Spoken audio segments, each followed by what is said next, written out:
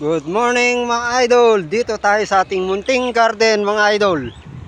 Ito pong ating Calixto F1 po mga idol. Nasa 50 days na po to mga idol. May mga bunga na po siya mga idol. Ito na po yung ating Calixto F1 na 50 days po mga idol. May mga bunga na po. Paisa-isa na po mga idol.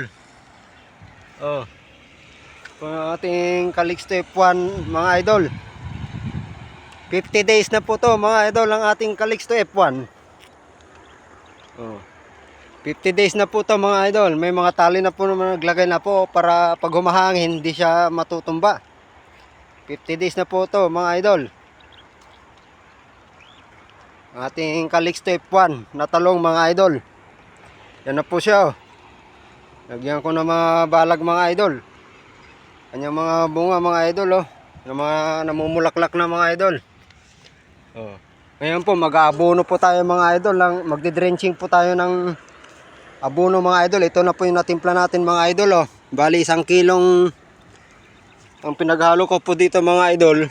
Yan, 1 kilong urea at 1 kilong triple 14. Ang nilalagay ko naman po dito sa aking 16 liters na tinitimpla, bali 4 po na ganito mga idol. 4 po mga idol. 4 na po kasi 50 days na po mga idol ang ating Calixto F1 mga idol. Haluin po natin mga idol.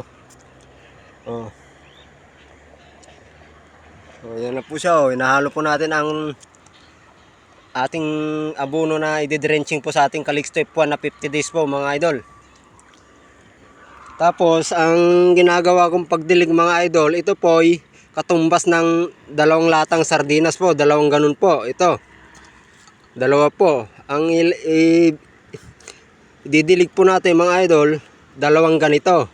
Ito ididilig na po natin mga idol. 2 po yan kapuno, 2 po yan mga idol. Yan po, 2 po. 2 po yan. Drenching po ang ginagawa nating method sa pag-aabono mga idol. Yan po.